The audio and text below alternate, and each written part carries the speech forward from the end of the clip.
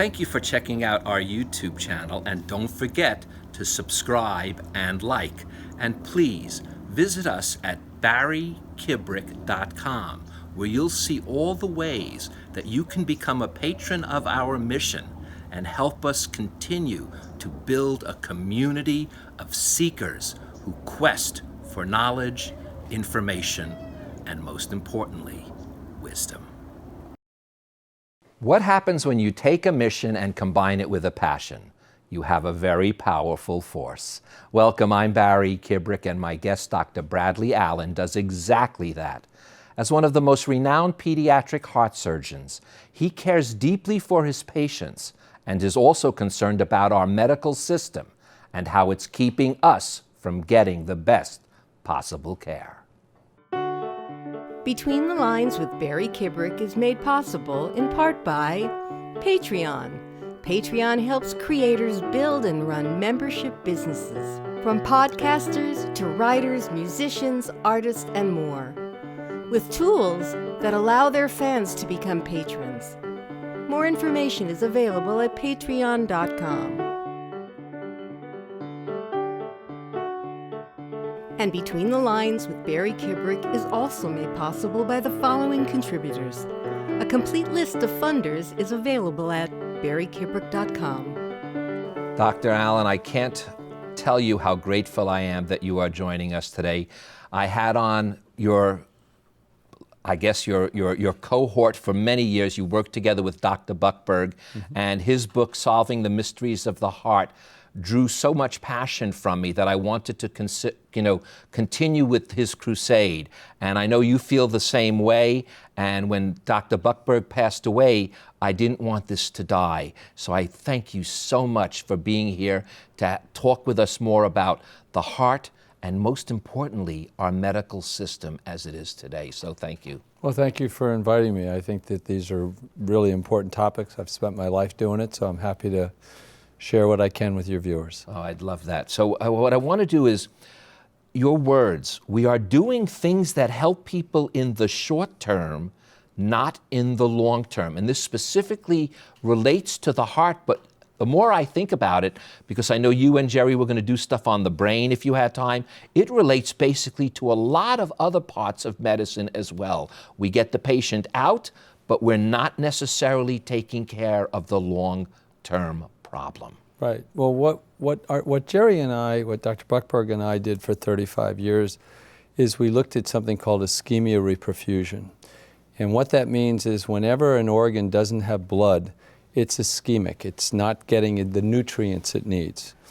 Now, the cells change during that time, so when you restore blood, you would think that would make everything better, but actually you can get an injury as you reperfuse if the cells have been damaged too much.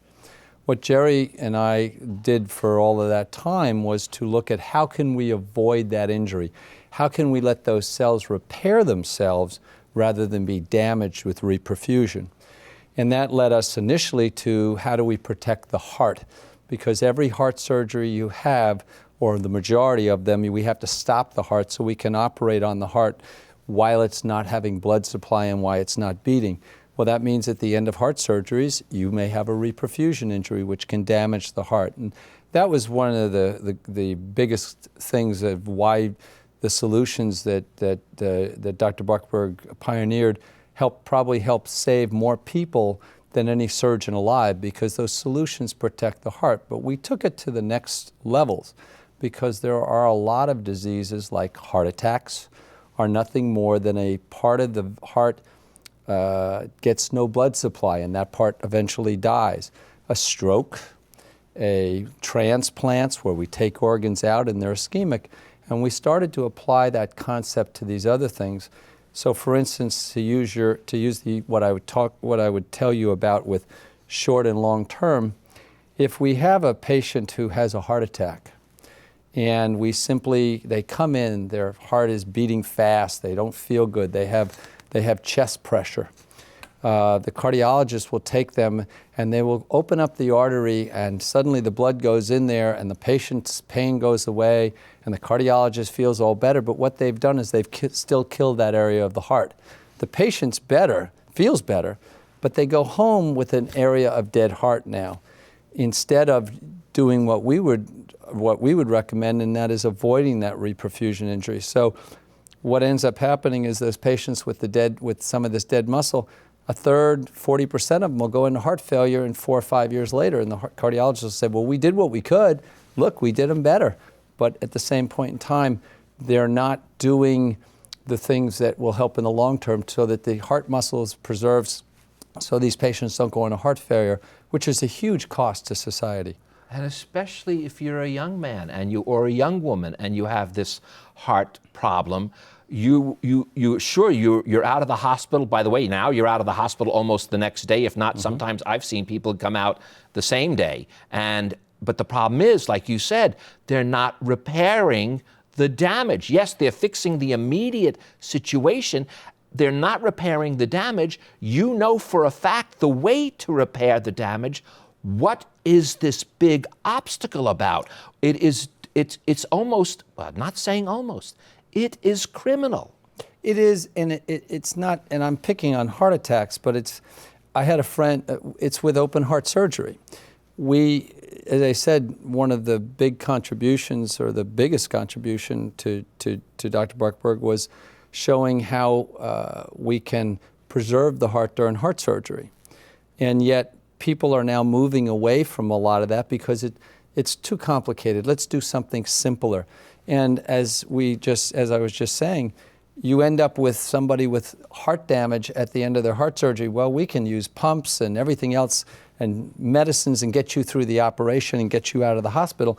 But if we leave you with a heart that's not good, then you're not going to last long. Long term, you're not going to do well, even though technically the surgeon did a good operation. As I said, I had a friend who recently went for heart surgery, and he gave me 3 or 4 names of surgeons he wanted to go to. He said, where should I go? And I said, they're all good technical surgeons, but I want you to go to this guy because he protects your heart, and I know that they'll all fix it. But if they leave you with heart muscle that's not good, that's not going to help. I think part of the opposition, one of my favorite expressions is, it's what we think we know that keeps us from learning. And professors and surgeons and people, they know this, and they're smart. So they don't, when you show them something new, if it's more complicated, they're like, oh, I already know that. My patients do fine, and now I don't need to complicate my operation.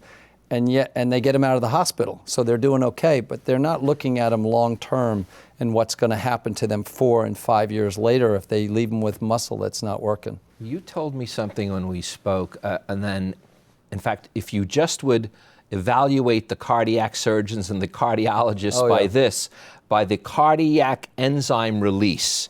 Now, this was something I've never heard of, and obviously I'm not a doctor, but tell us about this, because when you look at these statistics, you could almost go down the line and say, I want that guy, I don't want this guy, right. I want that guy, and they don't even publish this information. No, there was an interesting study done a few years ago. There's actually several, but one really big one that looked at about 19,000 patients. And what they showed was, when the heart is damaged, it releases things called enzymes that are inside some of the cells. And there are certain enzymes that are specific to the heart. And if those enzymes are released, it means you had damage to heart muscle. The more enzymes are released, the more damage you had to heart muscle. And so what this person showed was, after open heart surgery, that if you had a higher enzyme release, your mortality, especially your late mortality, because I can do almost anything to get you out of the hospital with devices and assists, was much higher. And the higher the enzymes, the higher your late mortality. And it would make sense. You've hurt more muscle. Therefore, long term, your muscle is not as good. It's not going to work as well. So the problem with that is, though, that most places do not measure those, and they don't publish them. And what they'll publish is, you'll go to the sites and you'll see what the mortality, what's the risk of your dying if you go to this heart surgeon. Well, I'm not saying that that's worthless. It is. It's very good to know. But that is all dependent on a lot of different things. Are they operating on the sick people? Are they saying how sick the people are that they're doing? This is a definitive little number. that if it was ever published, all of a sudden how you protected the heart, which I think is as important as technically how you do the operation. Technically, you need to have a good surgeon, but you also need to preserve the heart muscle. Those are the two keys to open heart surgery in my mind.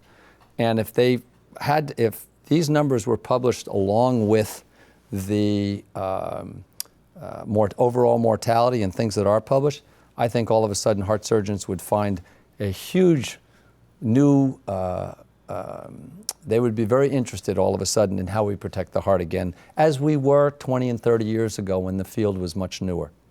So now I am going to put you on the spot. And because, as I said, this was a crusade that I wanted to do with Dr. Bruckberg, and I want to do it now with you because I know you have that same passion. And that is, how do we change this? We're going to talk later about how we change the medical system itself. But right now, what do we as civilians, what do you as doctors, what do we need to do? Is it just continue to do shows like this and make awareness? Is there a magic pill that you can give a bear and change and make him talk? I don't know the answer for sure. I think that the more educated people get to things and the more they ask for things, the higher the chance it'll change. Shows like this help. I just wrote an editorial or a review editorial on this subject of protecting the heart at heart surgery, because 30, 40 years ago, 20, 30 years ago, when I was doing all this with Dr. Bruckberg, that was a very important part of heart surgery. It's almost as though people have now said, oh, that's old, we don't need to worry about that anymore. And that's what the editorial's about, that we need to look at things like the enzyme release and things, and as surgeons get back to that area.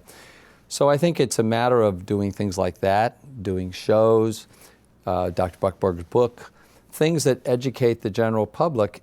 And over time, if enough people start to request that this information be made available, then people will, it'll come out.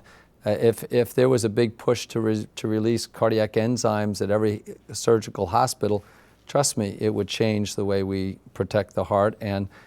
But it's not going to happen with one show or one editorial or whatever. But I think it just is a continued push by as many media and as many different avenues as possible. I think Dr. Bruckberg had an expression, and I'll paraphrase it. We know it's going to happen, we just don't know when, and we don't know the time. And like you said, it was almost 70 years after they discovered that bacteria are on these doctors' hands, they'd start washing. Right. So it's just is that just the way the human beings are constructed? It happens. It happens with a lot of new ideas in science. I mean, we all are familiar with Einstein's work, but it wasn't until 20 or 30 years later that it was really accepted. And the Earth changing the flat to round was not accepted for many years. I agree with Dr. Bruckberg, and his expression was, the truth wins. Whatever is the truth will eventually win. You can argue that the Earth is flat for as long as you want. Eventually, you're going to lose, because it's not true. So, but we never know the time. And I think that all we can do, and that's why, as I say, I wrote this review article. I've tried to write some things for various papers, like the Wall Street Journal and things. I'm doing the show because I think it's important to raise these issues. And if we're proven wrong, which after 35 years of hundreds and hundreds of papers and experiments, I don't see that happening. I'm happy to admit that, but since we've shown this over and over again, both in animals and in patients, I know it's right. Now, you really did try to step out of bounds, so to speak, by running for office. And yes, I know, and I'm not going to get into that so much because that's not what's important. Because as you say, the last person you want to fix healthcare is a politician. But another mission that you're on is that we're seeing, and I've seen this now so up close, the end to private practice. Virtually every doctor now, and on two ways, virtually every almost citizen, it seems like, is thinking of a single-payer health plan, but that's not even the problem right now. The problem right now is all the hospitals and corporations grabbing up the medical practice, and doctors are spending more time typing on their computers than they are looking at their patients, because they work for corporations now. They're no longer working for patients. Yeah, people do, you're right. I ran for office, and the reason I did it is because I love medicine. It's been my life. Outside of my wife, it's my life. And I was watching what was happening to it. And as you said, in which, to paraphrase something I'd said, what the last person I want to fix my business or my health care or anything is a politician. They know nothing about it. And right now, as you said, we're talking about Medicare for all or government-run health care. I've worked in Canada for a year. I can tell you all about that type of a system, the good of it, the bad of it. But there's so many other moving parts to this, and you brought up the end of private practice. Government, independent of what kind of insurance we go to, government is making it almost impossible for health care, for physicians to stay in private practice. They want to centralize everything. And that causes a real problem. When you go to work for a corporation, is there an incentive for me to stay longer, to see extra patients? No. I have to run by the rules of the corporation, which may say you're going to see a patient every 12 minutes and this is how it's going to be. And so suddenly now I have to have more tests, which raises costs. There are other problems with that.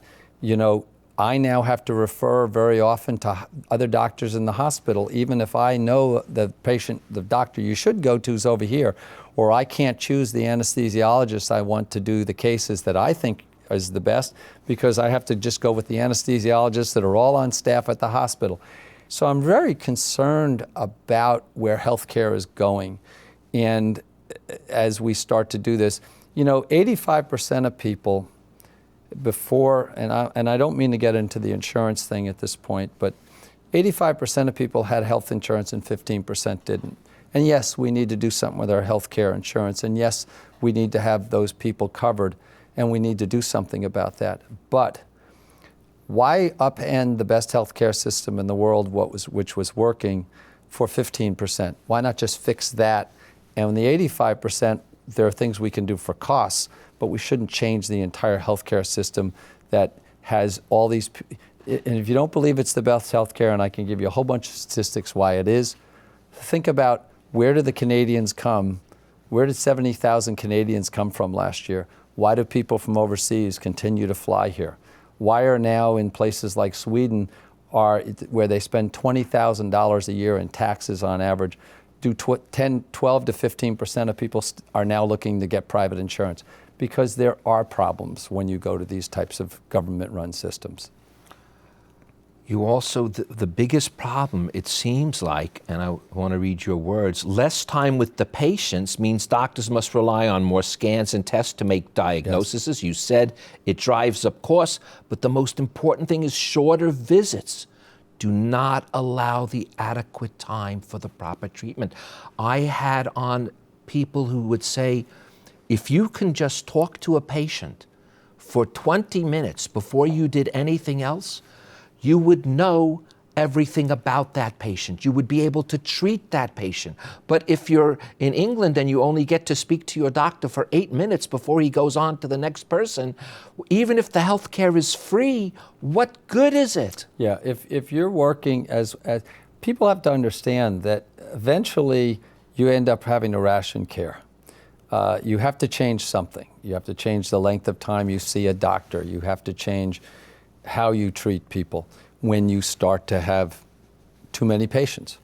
And when you cut an office visit, two things happen, or several things happen. First of all, I can't talk to you as much about your symptoms. It's a much quicker visit. As you said, I don't get to know you as well. So what do I have to rely on? I have to rely more on scans and tests, which not only drives up cost, but I got to make sure somebody follows up on those tests. And I also can't explain to you what really the treatment's all about, because I have 12 minutes. I have 15 minutes with you. In England, as you said, in eight minutes. So in that amount of time, I have to tell you everything. Well, that's going to lead to a lot of mistakes, a lot of medications you may not need with the complications of that, or you not understanding the medications and taking them wrong or doing the treatment wrong. So all of this plays in, and this is part of why I ran, because as I said, independent of the health care insurance, which is a whole nother issue that needs to be talked about, we need to get back to how, when the government centralizes everything and physicians are all working for corporations, you become like a factory worker, which is not how I went into medicine and not how most doctors want to practice. A lot of the reasons people, a lot of times doctors will go into concierge medicine, one of the first reasons they'll say is, I can practice the way I wanted to. I can spend as much time with the patient as I want to. I'm not told what to do. But the way we're running that, if we don't change it, it's only going to be the wealthy people that can afford to do that, and everybody else is going to be shoved into these types of systems. Well, see, I hate to say it's the bottom line, but it is the bottom line.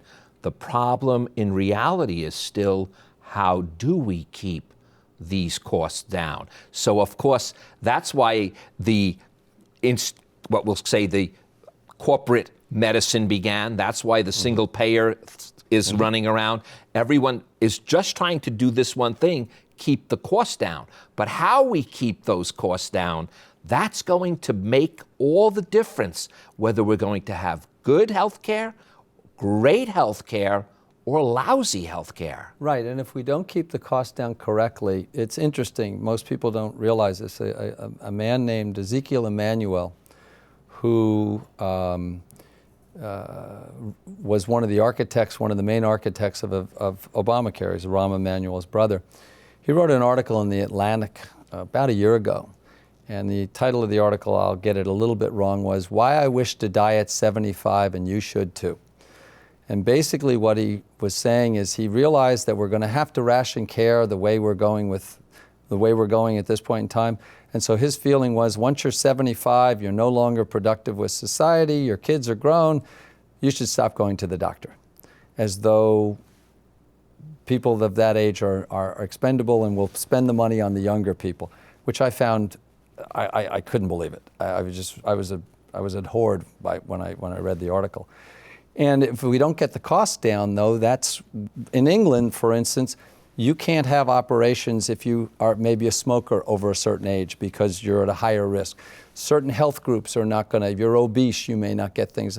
And that's the problem. We always think about going to government-run healthcare as though the person there is going to think exactly like us. Well, Democrats get in, Republicans get in. If you give the government all that control, you may get somebody in there that you don't even like that decides to make changes to the healthcare in a way you don't like, decides that certain groups are not worthwhile saving or we shouldn't spend as much money on them. We can bring down the costs in a lot of ways. There are, litigation costs. When I was a heart surgeon in Chicago, my malpractice when I was doing pediatric heart surgery there was somewhere around $300,000, $350,000 a year. Well, that has to come from somewhere. The hospital costs are incredible. The threats of suits and lawsuits, the fact that there's not this competition across state lines with different healthcare. That there's so many ways to bring down costs that don't involve just rationing, and we may have to end up rationing in some ways, but there are better ways of starting this, and that's why I got into running, because I looked at the way that these things were all being framed, and it's as though, as a doctor, whenever I do something, I always have to think of the consequence. If I give you a pill, it may be a good pill, but it may have some side effects. So I have to think, is that worthwhile? If I do surgery on you, is it worthwhile? Is the risk reward there?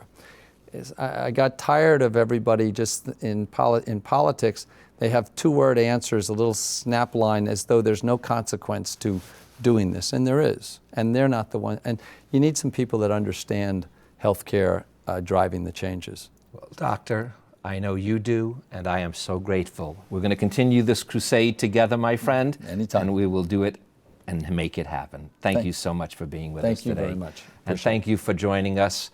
To listen to our podcasts or to ask me anything about our mission, email me at barry@barrykibrick.com, and I promise to personally respond, answer any questions, and give you the link to our podcast so you may enjoy conversations like this anywhere at any time, and it'll also, if you want to join in this crusade, be a way to do it. But before we go, I'd like to leave you with these words by Dr. Bradley Allen. He said them during the show, and it's worth repeating again. It is what we think we know that keeps us from learning. I'm Barry Kibrick. Between what we think we know and what we know we don't know is where learning really begins.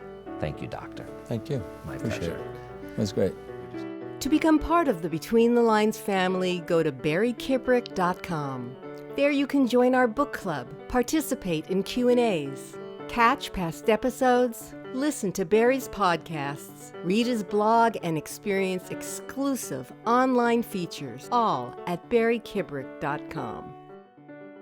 Between the Lines with Barry Kibrick is made possible in part by Patreon. Patreon helps creators build and run membership businesses, from podcasters to writers, musicians, artists, and more, with tools that allow their fans to become patrons. More information is available at patreon.com. And Between the Lines with Barry Kibrick is also made possible by the following contributors.